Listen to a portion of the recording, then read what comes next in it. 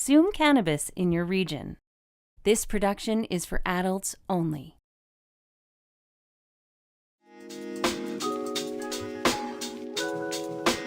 Have you seen the Slash? Made by users for users. Engineered for flavor. One of the coolest features around. A built-in loading tool. Learn more at www.stonesmiths.ca. What's happening? We'll tell you right now on This Week in Cannabis News. My good friend David Wylie is back as we can once again see each other. Listen, I lost every day last week to technology, but Monday came, I woke up, and things are better. So it always, even at your darkest, it can seem like it'll never get there. That's really, like, I was ready to throw my computer out last week, so I'm glad that is over. We can see each other. How are things, my friend, in what is, I would normally say sunny Okanagan, but now I'm thinking of saying snowy Okanagan? Wintertime is always snowy Okanagan. It feels so gray out here. You get caught in a valley and basically all the clouds kind of, they come in, they sit down, and they stay. But yeah, good to see you again, my friend. Yes, it is indeed good to, just every once in a while get a lesson in humility when it comes to technology. And I certainly got that last week. But listen, in all seriousness, my situation pales in comparison to what has happened with, 200 people at Aurora. This is a situation we have unfortunately talked about with a number of cannabis companies, David, but layoffs, particularly, when you're talking about layoffs at this time of the year, are awful. Seems like Christmas time, this is when they make announcements, year end and whatnot. And yeah, here we are, another situation where the hits just keep on coming for Aurora. They recently laid off 200 people, this time at their flagship Aurora Sky facility in Edmonton. And capacity there is going to be cut by actually 25%. So big changes there. And meanwhile, this has been a rough year. They've indefinitely paused operations at their Medicine Hat operation. Earnings-wise, Aurora took a $3.3 billion hit. That was their losses in their 2020 fiscal year, and that includes $1.86 billion in its latest quarter. So, Aurora CEO Miguel Martin, he spoke with CBC, and he says that most cannabis companies at the beginning had rationally exuberant expectations, and he's telling CBC that basically you have to separate what people thought the business was going to be with what it really is. And says the buzzword I feel in cannabis over the last year, he says that companies are going to have to get through right sizing. God, I hate that term so much. Basically, he says that no one should look at the overall economics right now of the cannabis business and think that it's not healthy or think that there's not great opportunities for companies that are being run well to be successful. Martin, putting this into context too, has had about 3 months in the CEO position after taking over from the interim CEO, Michael Singer, in September. So yeah, he's new to this position, and but we're hearing that just the same old messages. Oh, you're right. That right sizing term, that's the term I got when Bell Media made their cutbacks. And, even though our station was a moneymaker, we still had to lose a job. And right sizing, it's just calling it a whole bunch of layoffs. And, obviously I think that's the obvious thing right now is that you have to ignore the projections, but these are real people that had mortgages and families and a Christmas planned and all of that stuff. And because people had too big of pie in the sky ideas, this is happening. So I honestly hope at the very least lessons are learned out of this moving forward with projections and projects going forward, because this is happening all too often. This is what kills me is that CEOs have been calling this a supply and demand imbalance because LPs were overbuilding in the beginning. And that just always strikes me as disingenuous. The fact is, there are all kinds of people out there that are buying and using cannabis. And if you're selling a good quality product, people will buy your product. It's when you're putting in 1 million square foot facilities and you're growing basically, stuff that should be sold as $60 ounces that people aren't going to buy into that. And we've seen a lot of that, and those companies that are producing great quality products just can't keep up with the market demand. Yeah, it's not one brush paints the whole industry. You can't paint the whole industry with one brush because there are companies that are proving that it is working, and it's all about how you go about it. If you went too big too fast, you're paying for it now. If you went nice slow growth, you're succeeding right now. And let's not forget that there's still 45% of Canadians who are purchasing from their guy down the street. So you can't tell me that there's not an untapped market out there that is just crying for good quality, affordable cannabis. Mm-hmm. So it's interesting. We talked in that story about a facility in Edmonton. It's out by the airport in Edmonton. And there's another facility in that area, in the Leduc area, that is also in the news, and for not good reasons at all. And it involves a 6-time Stanley Cup champion, one of the greatest leaders in all of sports, an Edmonton legend from St. Albert, where I'm from, Mark Messier. This is not pretty. Some of the things that are being said are not pretty in this lawsuit that Mark Messier has launched. Now let's call this that classic line. It's a cautionary tale. And once upon a time, people thought that cannabis was a safe bet. And now we're all looking back at that prediction and we're either laughing or we're crying, or in Mark Messier's case, we're suing. And, the former captain of the Edmonton Oilers is suing Ed Moroz. He's the CEO of Edmonton-based Destiny Bioscience. Messier says he lost more than $500,000 in his investment in this company. And court documents filed in November in New York State are showing that this lawsuit claims that Moroz broke a personal guarantee, if you could believe this, a personal guarantee that promised that Messier wouldn't lose money. I'd love a personal guarantee that I wouldn't lose money on any investment, and we can see how that worked out. So the documents were first obtained by TSN's Rick Westhead, and basically there was an agreement that was signed in May 2019. And a year later, this company was in receivership, more than $42 million in secured debt, according to these court documents. So Messier, who you might also remember played for the New York Rangers, is alleging that Destiny used his name and his reputation as what he calls as one of the most famous celebrities in New York to raise money. And then everything went downhill from there. Of course, none of these allegations in the civil claim have been tested or proven in court. This is just what's going to appear in front of a judge at some point in time to try and figure out what's true, what's not, and whether there's money owed. And I tell you, this company, Destiny Bioscience, they had big plans. I had Taylor Inglis, their vice president, on this show. He's a former Grey Cup champion for the Edmonton Eskimos, so I know that connection.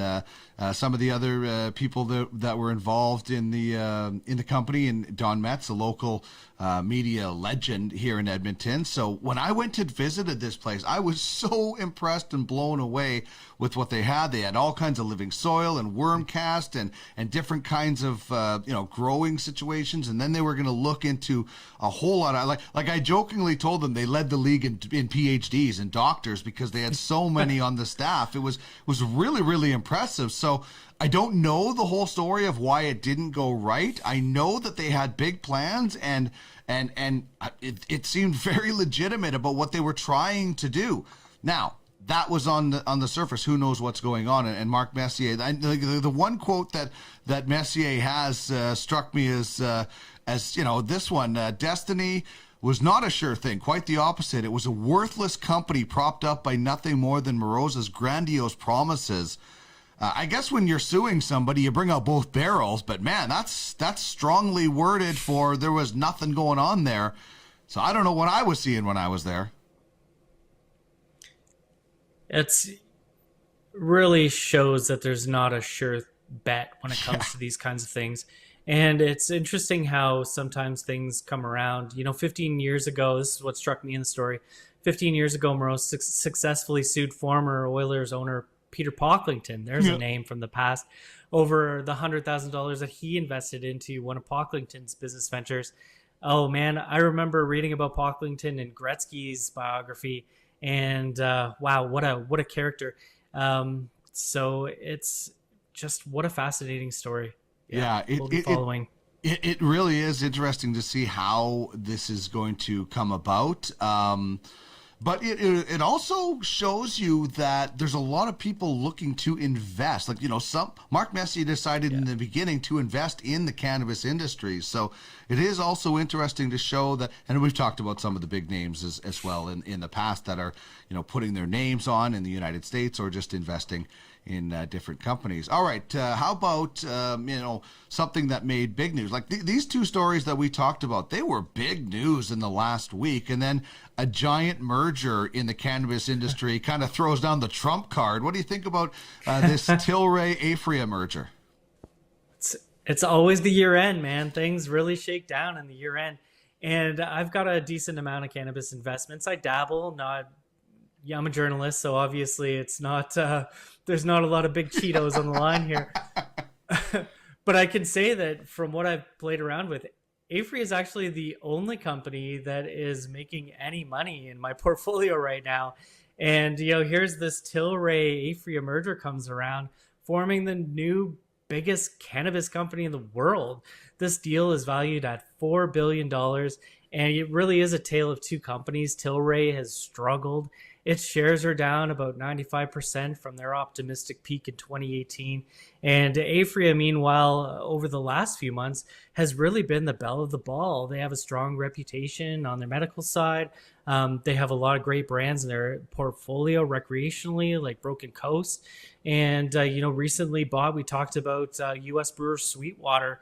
So as far as the nuts and bolts of this merger, Aphria CEO Irwin Simon is going to preside, which makes a lot of sense considering where these two companies stand right now.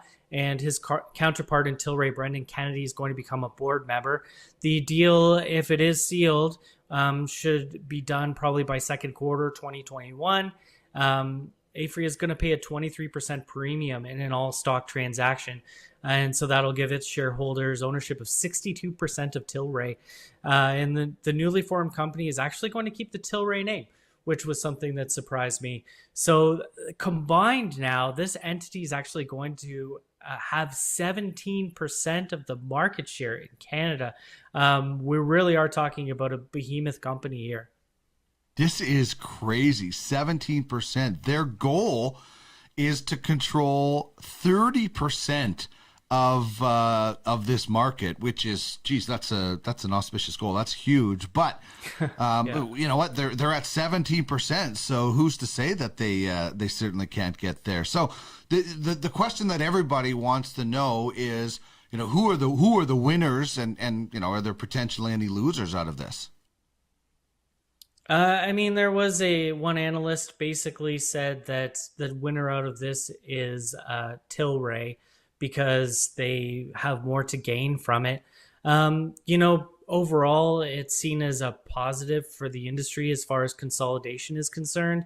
And I think that we're going to see a lot more consolidation over the next few years, not just with Canadian companies that are growing in order to stay competitive, but as more markets open up, we're going to see companies with a presence in different countries that are going to come together to form just larger worldwide entities.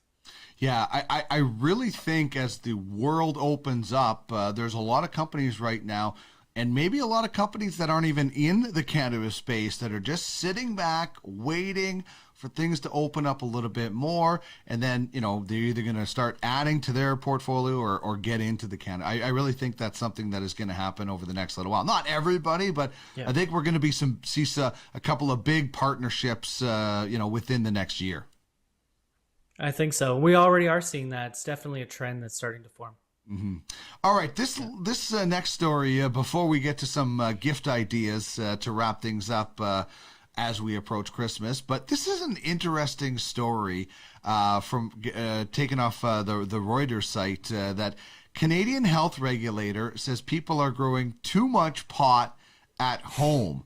At first when I saw this, I was thinking, did I go onto like the Beaverton website or something? Like, is this like a Mad TV headline sort of thing, like Mad Magazine? So I don't know. What do you think of this story as you dive into it past the headline?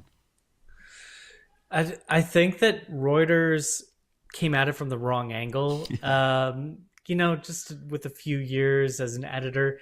So we'll tell people what it's about. Basically, Health Canada has flagged a big jump in the amount of medical cannabis being grown at home, stating its findings show that those kinds of authorizations actually rose to 36.2 grams by the end of March compared with 25.2 grams in October 2018. We've seen an increase. Health Canada is concerned that this high daily authorized amount is leading to abuse of access to cannabis for medical purposes and are undermining the integrity of the system. It says that over 43,000 people now are allowed to grow cannabis for personal use, and 377,000 clients or so are registered as patients.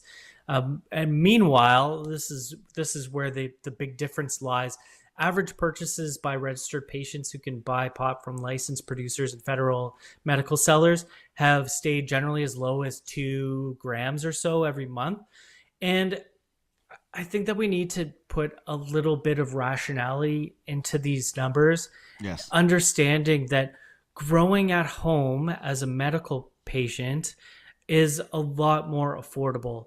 And when you look at the cost on the medical side, in a lot of cases, it's pretty expensive for your medicine, and there really isn't much way to get that money back.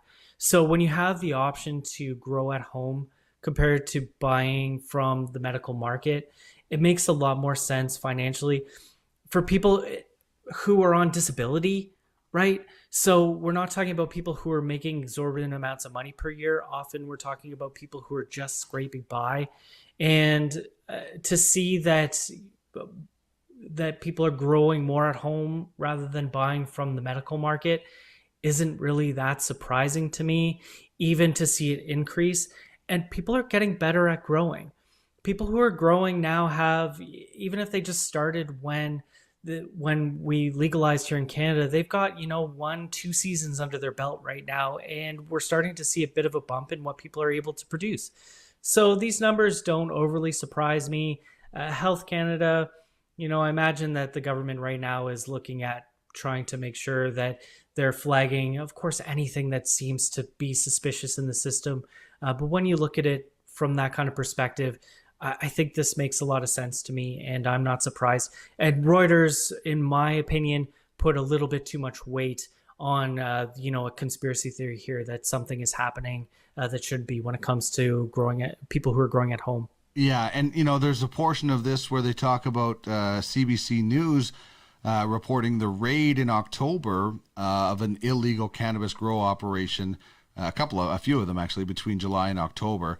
A majority which had personal production authorization. So, this story to me would be a lot more digestible if they would have included some of the things that you just talked about, in the fact that maybe it's just that it's so damn expensive that more people have learned to grow and invested in a little bit into some sort of kit in the beginning to get the benefits at the end. If that was included in this, I would think, okay, they're looking at both sides. But I don't know why Health Canada or whoever is looking at this wouldn't look at that side. Maybe because they're wanting more people to buy instead of growing. I don't know. But if they would have included some of the information that you said about the cost, then I think you could see why maybe more people are growing. Yeah, there's always two sides to a story, and don't get me wrong. I'm sure that there's some form of abuse that's happening, because there is with any system that you set up. Yes. But for the majority, I imagine that people are, fingers crossed, getting better at growing, and are growing better medicine for themselves at home. Yeah, I'm not naive to think that somebody isn't abusing the system to sell in the black market or whatever it might be. There's no system is certainly perfect, but I don't think it's as drastic as it was certainly made out to be. All right, we are just days before the big celebration, whatever it is you're celebrating this year for our listeners and our viewers out there. I just hope you're celebrating with cannabis. I certainly will be. I know that my stocking is going to have some cannabis items in it from my wife, and I know that hers is going to have some as well, even though she's not as big of a fan of it as mine. There are options for everybody, whether it's CBD, whether it's accessories, whatever it might be. What are some of the things that you think make great stocking stuffers or presents for the cannabis enthusiast this year, David? No, I'm a 2.0 guy in so many ways, and I've been putting chocolates in Christmas cards for my friends and family. Retailers I've noticed are starting to sell drinks in flats of 4, which are pretty cool. I'd love to see something like that under the tree with a bow on it. And gummies and chocolates. Who doesn't like to have a little bit of sweet indulgence around the holidays? I personally love the Wana gummies. And as far as the chocolates go, I love the Bang and Legend gummies. And I think that are really affordable. I usually can get them for about $4 a pop. Yep. Christmas is a time too where I feel like it's kind of fun to slip something into someone's card or under the tree who maybe wouldn't try cannabis on their own, just to give them that different kind of experience. And I usually try to keep it to a higher level of CBD when I'm gifting that way.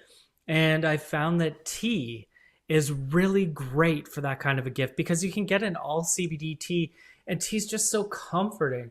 You can sit there in the wintertime with a hot mug and enjoy a little bit of CBD or even a 1-to-1 with some THC. So those are my recommendations for those out there who are looking for some last minute gifts.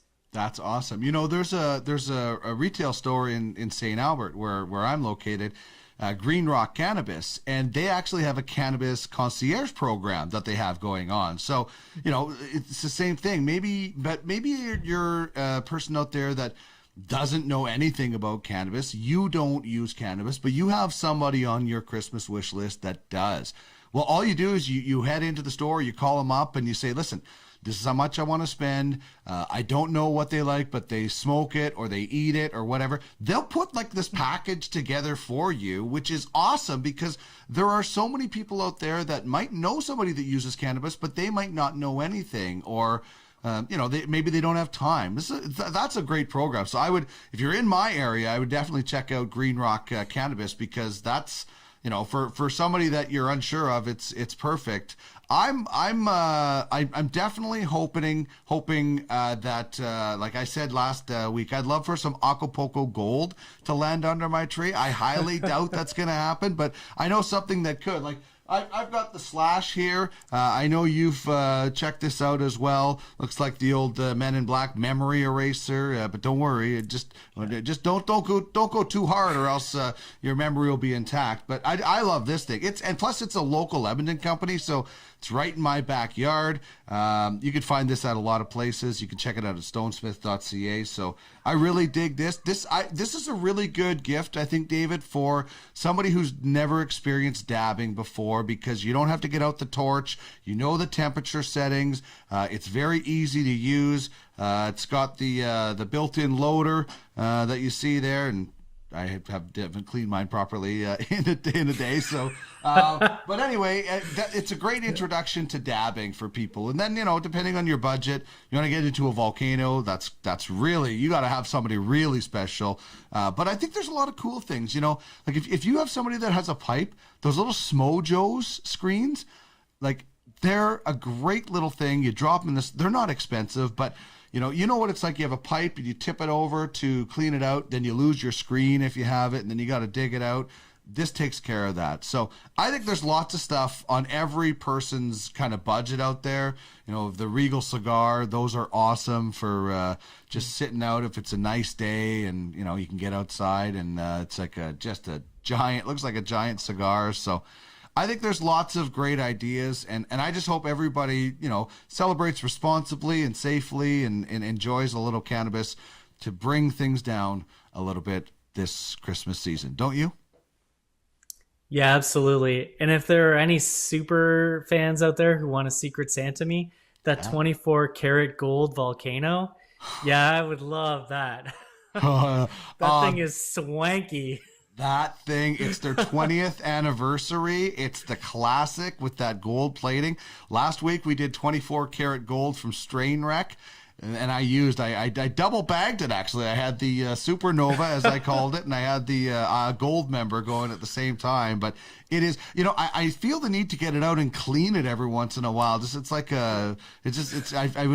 feels weird when I see fingerprints on it. But you're right. I hope there's a Secret Santa out there that gets a hold of you and you get the Gold member as well. But anyway, it's been a great time spending with you as we go into 2021. I know 2020 has been tough on a lot of things, but having you drop by every week has been a lot of fun, David. So Merry Christmas. We're going to do our year in review that'll come out just before New Year's. So we'll have one more conversation, but I won't talk to you again before Christmas. So Merry Christmas and all the best in 2021 to you and yours, David. And to you too, my friend. It's always great to talk to you. Yeah, all right. I'll highlight of my week every time. Awesome. You can find David at okanaganz.com and check him out on Twitter at